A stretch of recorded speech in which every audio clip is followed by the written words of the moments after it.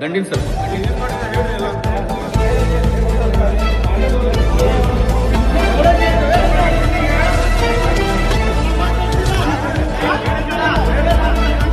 ನಮಸ್ತೆ ವೀಕ್ಷಕರೇ, smart news Kannada ಸುದ್ದಿವಾಹಿನಿಗೆ ಸ್ವಾಗತ. ಕಾಮುಕ ಶಿಕ್ಷಕನಿಗೆ ಧರ್ಮದೇಟು.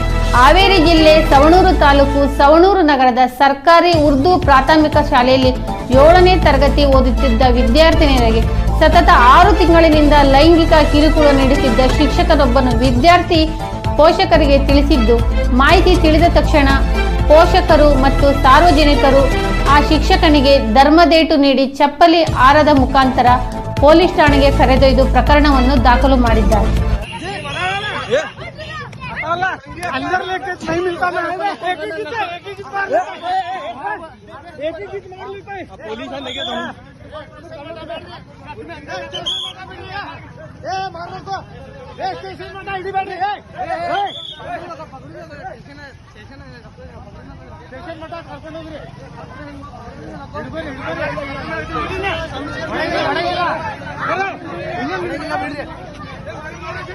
भाई मारता ले रहे हैं मारता ले